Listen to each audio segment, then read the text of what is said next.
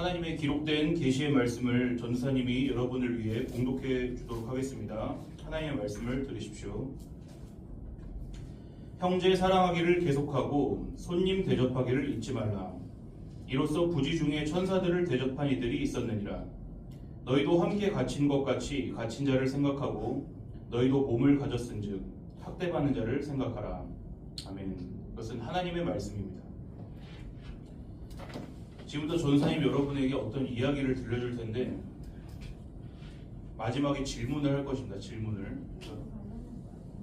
저랑 관련된 건 아닙니다. 들어보십시오. 누구랑 관련되는지. 아주 중요한 질문을 했어요. 지우가. 누구랑 관련된 이야기냐. 아주 크게 보면은 누구랑 관련된 이야기일까요? 당연히 예수님 하나님 그리고 여러분과 관련된 얘기예요. 여러분과 관련되지 않았으면 제가 왜 해주겠습니까? 이 이야기를.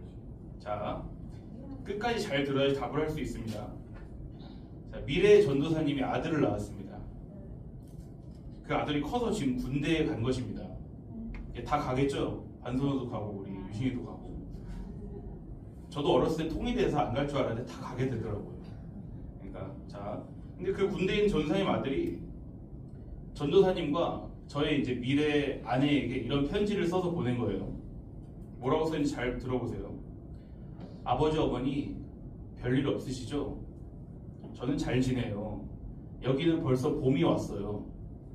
눈은 저번 주에 다 녹았고 산에는 이제 예쁜 꽃이 피고 있어요. 게다가 어젠 산에서 다람쥐도 봤어요. 이젠 군대 생활에 잘 적응해서 아침에도 잘 일어나고요. 훈련도 열심히 하고 있어요. 군대에 저와 같이 있는 사람들은 다 나쁜 사람이 없고 친절해요. 사이좋게 잘 지내요. 주일에는 교회에도 잘 나가고 있어요. 밤에 잠도 잘 자요. 밥은 별로 맛이 없지만 그래도 먹을만 해요. 전 앞으로 2달 있으면 휴가를 나가요. 그때까지 두 분 모두 건강하세요. 아, 그리고요, 돈이 다 떨어졌어요. PX에서 간식도 못 사 먹고 있어요. 참고로 PX가 뭔지 아세요? 알아요? 어떻게 알아요? 거기 막 다른 물건을 군인 가족이나 친구. 맞아요. 예, 군인하고 군인 가족들에게 물건 파는 걸 PX가 그러고 상점이에요. 상점, 군대 상점. 그래서 정말 죄송하지만 10만 원만 좀 보내주세요. 감사해요. 사랑해요. 꼴찌 하나는 엄청 반갑다는데 훨씬. 자, 그럼 이제 질문입니다. 전사님은 어제 산에서 뭘 봤습니까? 다람쥐. 아니다. 맞아요. 다람쥐예요. 전선이라고 했잖아요. 전사님 아들은. 자, 그럼 전사님 아들은 주일마다 교회 잘 나간다고 했습니까? 안 나간다 했습니까? 잘 나간다 그랬죠. 그럼 마지막 질문입니다. 전사님의 아들이 저한테 보낸 편지에서 제일 중요한 내용은 10만 원이죠? 잘 아시네요. 그 외에 다 쓸데없는 내용이잖아요 지금. 예? 다 이해하죠? 누군가가 한 말은 그냥 소리가 아닙니다. 누군가가 쓴 글은 그냥 글자가 아닙니다. 말과 글에는 그 사람의 뜻이 담겨 있다고요. 예림이도 이해하죠? 자, 만약에 제 아들이 보낸 편지를 저와 제 아내가 받고는 우리 아들이 군대에서 너무 잘 살아서 다행이다. 어머나 산에는 예쁜 꽃이 피고 있다네. 다람쥐도 봤대. 그러고서 막 박수 치면서 좋아하고 끝나면 어떻게 됩니까? 제 아들은 어떻게 되는 거죠? 2달 휴가 나갈 때까지 간식은 못 먹죠. PX 못 가겠죠.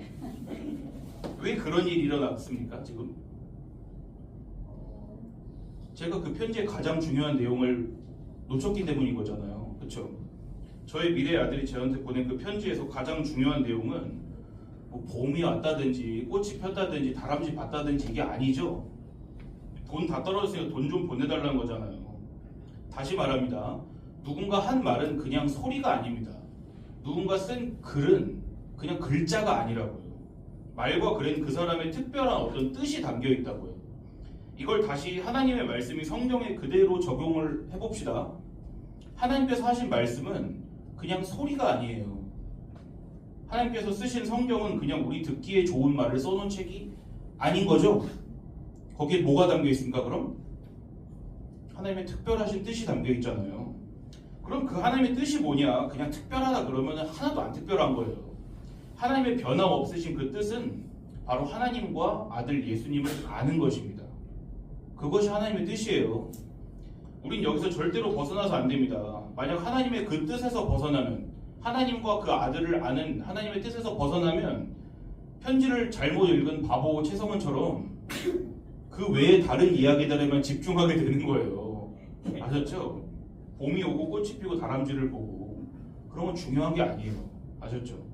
오늘 저희가 함께 본 하나님 말씀도 그랑 같습니다. 우리가 가장 먼저 눈에 띄는 부분이 뭔가요? 말씀을 보면 형제를 사랑하고 손님을 대접하고 다른 사람의 고통을 나의 고통처럼 기억하고 생각하고 이런 것들이 가장 눈에 먼저 들어오시죠? 물론 좋은 말씀입니다. 그런 거 하지 말라는 게 아니고요. 봄이 오고 꽃이 피고 다람쥐를 보는 게 나쁜 건 아니잖아요. 그렇죠? 하지만 중심 내용은 그 아니죠. 중심 내용은 뭐였어요? 저희 아들이 보낸 편지. 돈 달라잖아요. 그러면 하나님의 중심 뜻은 뭐다? 누구를 아는 것? 하나님과 예수님이 누구신지 아는 것. 그렇죠? 그럼 우리는 하나님 말씀에서 그 뜻을 발견하기 위해서 눈에 불을 켜고 찾아야겠죠. 누구를 찾아야 될까요? 성경 말씀에서. 그 주인공이신 하나님과 예수님을 찾는 거예요. 말하자면요, 여러분, 하나님과 예수님께서는 성경에 숨어 계세요.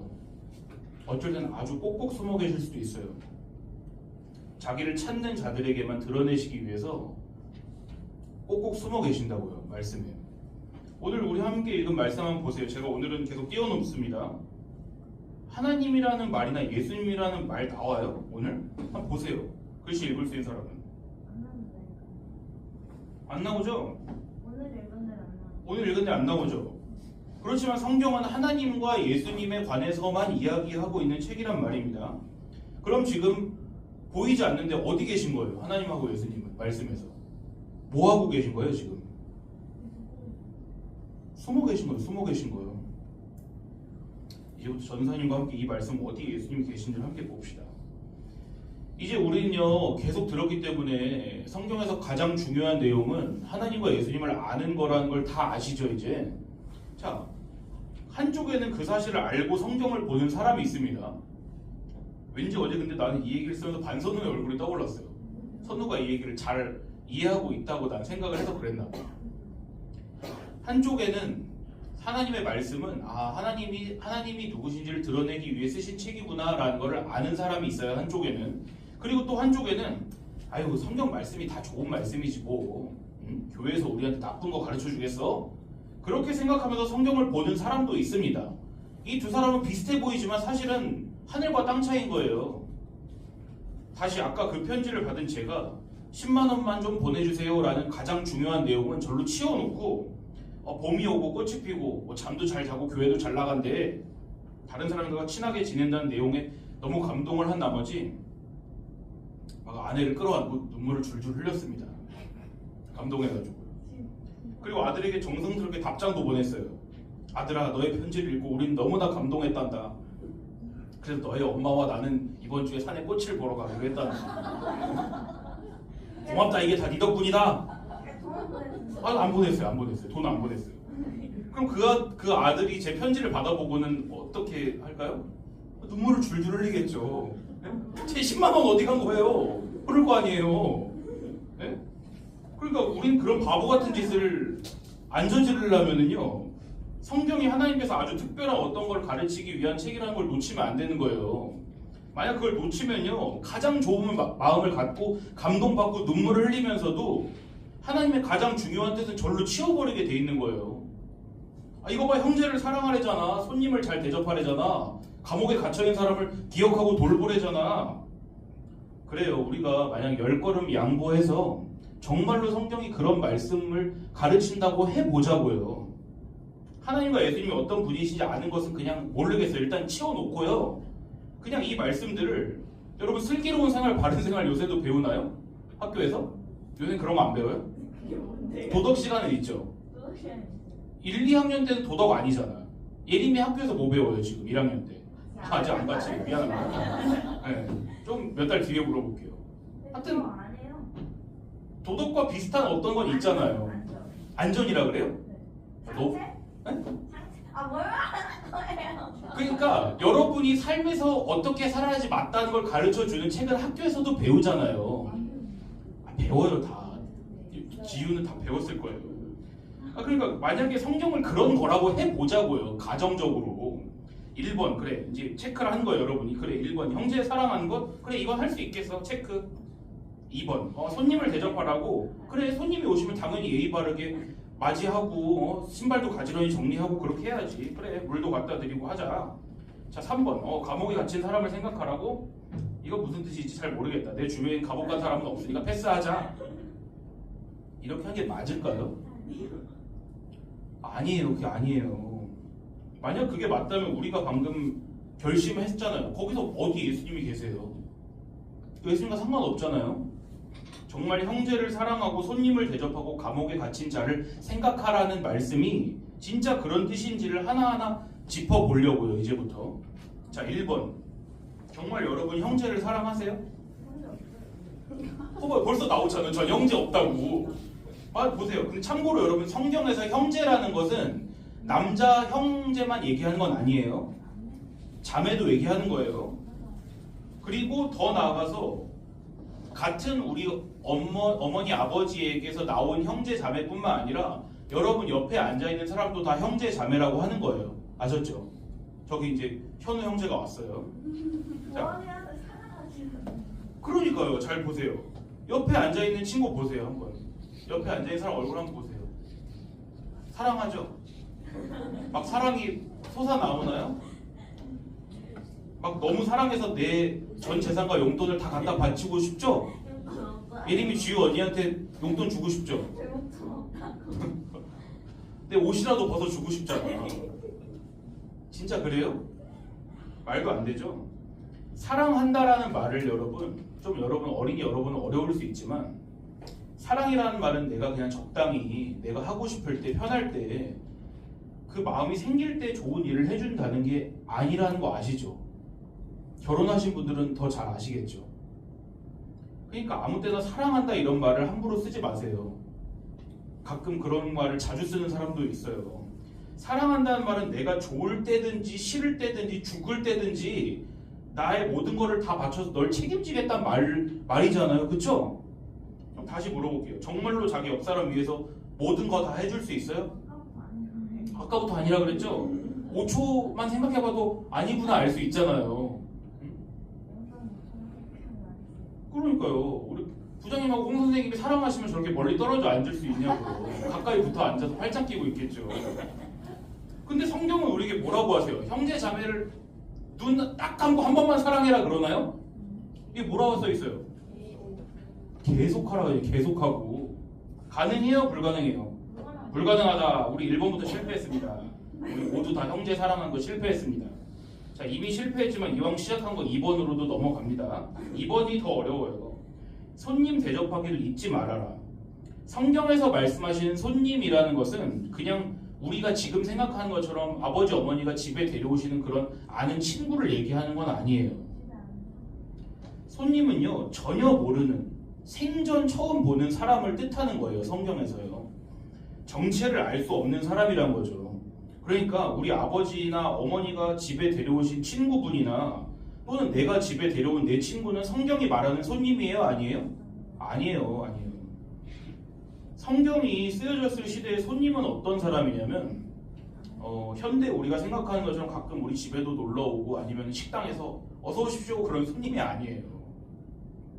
손님이란요 어느 동네에서 온 사람인지 이 사람이 뭘 하다 왔는지 무슨 목적을 가지고 왔는지 무슨 종교를 믿는지 이런 걸 전혀 알 수 없는 사람을 말하는 거예요. 예를 들어서 이런 상황을 생각해 보시면 이해하기가 쉬울 거예요. 예림이가 집에서 밥을 먹고 있었습니다. 저녁에 가족들 다 모여서 이제 신나게 먹고 있는 거예요. 식사를 하고 있는 거예요. 근데 갑자기 띵동하고 벨이 울렸어요. 초인종이 울렸어요. 인터폰으로 봤어요. 이제 예림이 아버지께서 예림아 누가 왔는지 한번 인터폰 봐봐. 그래서 예림이가 키가 안 닿아서 의자를 밟고 올라가서 봤습니다. 화면을 보니까 누가 서 있냐? 노숙자가 서 있는 거예요. 노숙자가 서 있어요. 그래서 예림이가 조심스럽게 물어봤어요. 누구세요? 그랬어요. 그 사람이 대답을 합니다. 아 저는요 여기 지나가던 사람인데요 너무 배가 고파요. 이틀 동안 못 먹었어요. 아무것도. 일주일 동안 씻지도 못했어요. 너무 춥고 배고파요. 피곤해요. 저 좀 들여보내줄 수 있나요? 그런 거야. 일단 둘이 보내주면 호텔에서 잡아주세요. 일단 들여보내줘? 진짜? 야, 내가 억울한데 어떻게 그냥 저를 냅둬요. 그래도 지훈 착하네요. 하지만 지우의 어머니 생각이 다를 수도 있어요. 지우가 문을 열어주면은 지우는 맞을 수도 있어요. 안 맞아요. 잠깐 기다리세요. 그러겠죠? 경찰 아저씨가 금방 올 거예요. 기다리세요. 그러겠죠? 성경에서 말하는 손님이란 건 그런 걸 얘기하는 거예요. 아시겠죠? 아이고 어서 오세요. 제가 오래전부터 오시기만을 기다리고 있었어요. 그런 게 아니라고요. 싫잖아요. 그래요. 진짜 100번 양보해도 지우처럼 천사 같은 사람이 있다고 해봐요. 집에 들여보내주지만 그 천사 같은 지우도 어떻게 한다고요? 호텔 방을 잡아서 내보낼 거잖아요. 너도. 알겠죠? 손님이라는 것은 낯선 사람, 조금 어려운 말로 하면 이방인이라고 하는 거예요. 그럼 보세요. 우리 손님 대접하기를 잊지 말라는 하나님 말씀 지킬 수 있어요? 없어요? 없겠죠? 누가 노숙자를 들여보내고 싶냐고 내 집에. 여러분 침대에서 잔다고 생각해봐요. 안 되죠? 차라리 아까 그래요. 그러니까 내 침대는 아니잖아. 나를 내어줄 수 없잖아. 그 사람을 위해서. 형제 자매 사랑하는 게 더 쉽겠다 생각하지 않겠어요? 그냥 아까 그게 더 나을 것 같은데요 하면서 머리 긁적거리면서 그러겠죠. 우린 둘 다 못합니다 사실. 그럼 세 번째 퀘스트. 너희도 함께 갇힌 것 같이 갇힌 자를 생각하고 너희도 몸을 가졌은즉 학대받는 자를 생각하라. 저건 좀 맞는 것 같아요. 그래요? 맞는 것 같아요? 그럼 이제 쉽게 설명을 해줄게요. 이거도 못할 거라는 거를. 이 말은 아까도 잠깐 말했지만 가장 먼저 생각할 수 있는 뜻은 뭐냐? 감옥에 갇힌 사람을 기억하라는 거예요. 그래요. 생각해보세요. 여러분 주변에 감옥 가 있는 사람 있어요? 물론 있을 수도 있어요. 제 주변에 있어요. 가끔. 너무 그렇게 진지한 얼굴로 보지 마세요. 제 주변에 있다고 감옥 간 사람이. 근데 없는 사람이 더 많죠 아직은. 유진이 친구 중에 감옥 간 사람 있어요? 없죠? 현우 친구 중에 감옥 간 사람 있어요? 현민이 왜 안 왔어요 오늘? 수상하게. 근데 하나님 말씀은 우리한테 감옥에 있는 사람을 기억하라고 그러잖아요. 그러면요 우린 지우랑 똑같이 할 거예요. 하나님 죄송한데 제 주변에 감옥 간 사람은 없는데요? 그럼 끝나는 문제일까요 이게? 그게 아니에요. 잘 들어보세요. 어려운 얘기예요. 하나님은 영원하신 분이기 때문에 하나님의 말씀도 영원하십니다. 그 말은 무슨 뜻이냐면 하나님의 말씀이 성경은 어느 시대에 어떤 사람에게라도 같은 메시지를 말씀하고 계시다는 거예요. 좀 어렵죠? 다시 말해서 하나님이 성경을 통해서 너희는 감옥에 갇힌 자를 기억하라 라고 하신다면 무슨 뜻이냐면 제 주변에 감옥 가는 사람 없어요. 이렇게 말할 수 있다는 말이 아니라 너의 곁에는 분명히 감옥에 있는 누군가가 있어 이런 뜻이에요. 아시겠어요? 아시겠어요? 그러니까 우리는 그 사람, 내 주변에 감옥에 갇힌 그 사람은 누구지? 이걸 알아야 되는 것이라고요. 그 수수께끼를 풀기 전에 이제 내용 잘 정리합니다. 하나님의 말씀이 오늘 최소 우리에게 세 가지를 말씀하고 계시죠. 첫 번째 뭐였어요? 누구 사랑해라? 너의 형제, 너의 가까운 사람을 한 번만 사랑해라? 계속해서 사랑해라. 두 번째, 너가 만나본 적도 없는, 가까이 하기도 싫은 그 사람, 이방인, 손님, 환영하고 환대하거라. 세 번째, 감옥에 갇힌 사람을 기억하고 너 자신과 같이 보살피거라. 이거죠. 셋 중에 지킬 수 있는 거 하나라도 있나요? 없죠. 만약에 여러분께서 이 말씀을 내가 지킬 수 없나 보다, 진짜 없는 게 맞네? 이렇게 생각하고 계시면 여러분 잘 따라오고 계신 거예요 지금. 근데 만약에 어떤 사람이 이런 사람도 있을 수 있어요. 그래도 저는 다는 못 지키더라도요 두 가지는 지킬 수 있을 것 같은데요, 한 가지는 지킬 수 있을 것 같은데요. 그럼 아직 하나님 말씀을 잘 못 이해하고 있는 것입니다. 마치 10만원 보내달라는 메시지는 못 보고 꽃이나 다람쥐에 집중하는 것과 똑같은 거예요. 그건요, 전선생님이 귀에 못이 박히게 얘기하지만 하나님의 말씀은 우리가 이걸 지킬 수 있구나 해서 주신 것이 아니죠. 하나님 말씀의 중심 내용은 우리는 그 말씀들을, 하나님의 명령을 하나님이 우리가 지키기 원하는 그 수준만큼 지킬 수 없구나, 그걸 발견하기 위해 주신 거예요.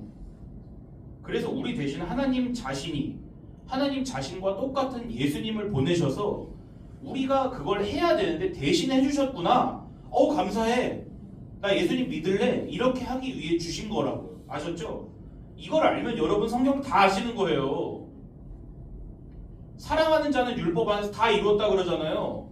물론 모를 수도 있어요. 방금 제가 한 말을. 그 말은 뭐냐면 예수님이 다 이루셨다는 거예요. 그럼 이제 말씀에서 내가 사랑해야 될 형제, 내가 환영해야 될 손님, 내가 내 몸처럼 돌보고 기억해야 될 그 죄인, 그게 누군지를 정체를 알아볼게요. 늘 기억하세요. 성경은 누구 이야기입니까? 하나님, 예수님. 그럼 아직 정확히는 몰라도 이 형제, 이 손님, 이 죄수는 누구일 가능성이 클까요? 하나님이나 예수님의 가능성이 큰 거예요. 아, 그치, 맞지. 오! 맞지? 아니, 나 할렐루야. 저거 알면은 지우는 이제 천국 가는 거예요. 우리가 지키지 못한 하나님 말씀 다시 생각해 보세요. 내 가장 가까이 있는 사람 사랑할 수 있어요? 못 사랑해요. 근데 어떤 사람이 이렇게 질문할 수 있어요. 전사님, 저는 제 형이나 동생은 별로 안 좋아하는데 저희 어머니 아버지는 제가 목숨 걸고 사랑할 수 있는데요? 그런 사람 있을 수 있죠. 근데 정말 그런지 제가 물어볼게요. 우리가 부모님 사랑하는 이유는 부모님이 나를 재워주시고 집에서 먹여주시고 옷 사주시고 필요한 거도 사주시고 아프면 돌봐주시고 나랑 같이 놀러 가주시고 그것 때문 아니에요? 맞아요. 근데 그게 뭐가 이상해요? 물어볼 수 있죠. 근데 제 눈엔 이상합니다. 아까 사랑이 뭐라 그랬어요? 사랑은 여러분 생각했을 때 받는 것 같아요? 주는 것 같아요? 나를 다 줄 수밖에 주는 거예요. 사랑은. 근데 여러분이 부모님 사랑하는 이유는 뭐예요?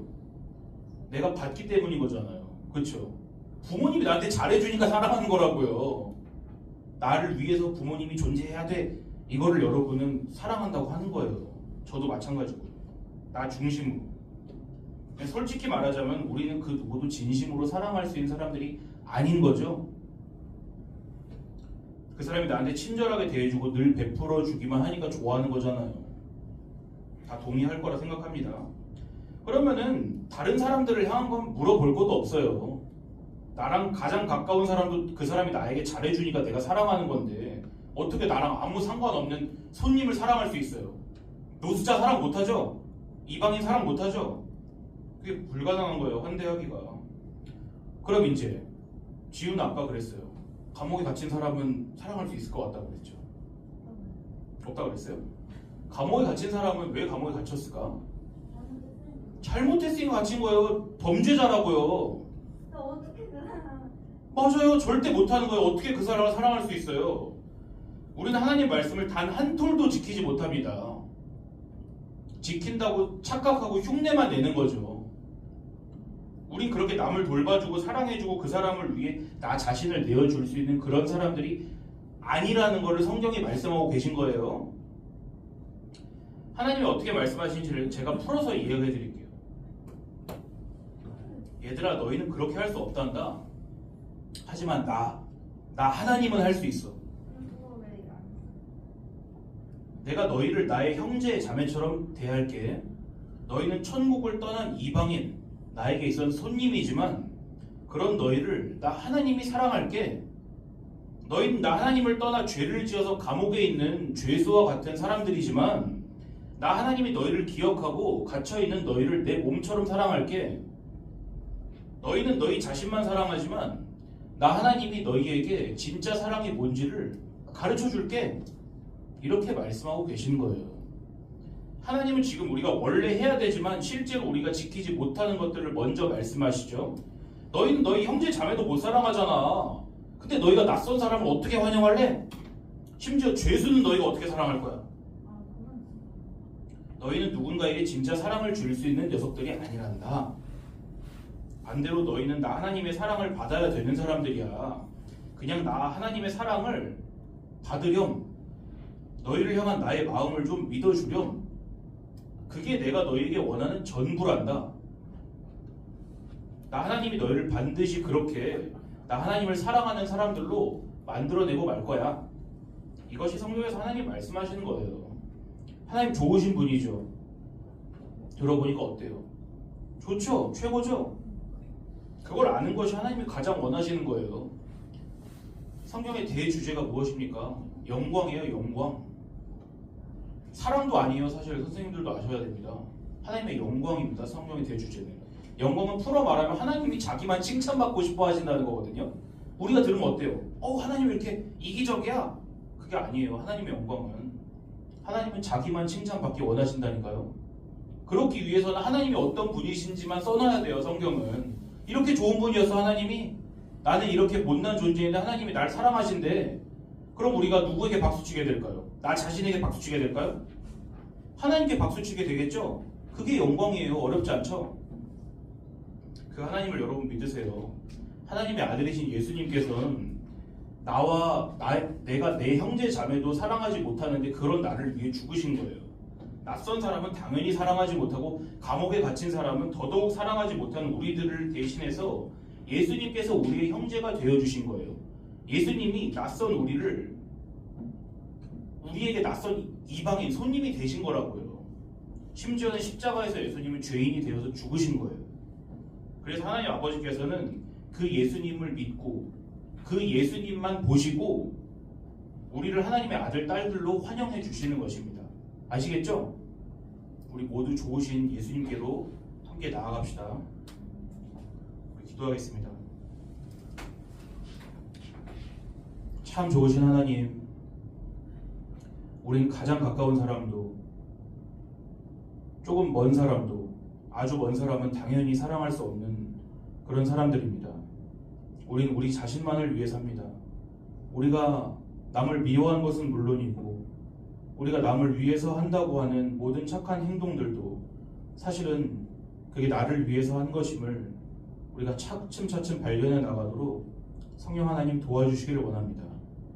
그리하여서 오직 하나님만 우리를 진정으로 사랑하실 수 있고 우리는 그런 하나님을 믿고 그 사랑을 받아들이면 되는 그런 사람들임을 깨닫도록 하여 주옵소서. 성령 하나님께서 분명히 우리에게 그렇게 해주신다고 약속하셨습니다. 우리가 알고 있던 선, 우리가 알고 있던 죄, 그 모든 것들을 하나님이 새롭게 알려주셔서 오직 하나님만 사랑하는 사람들로 다 바꾸어 주옵소서. 우리를 사랑하셔서 십자가에서 죽으신 하나님의 아들 예수님의 이름으로 기도드리옵나이다. 아멘.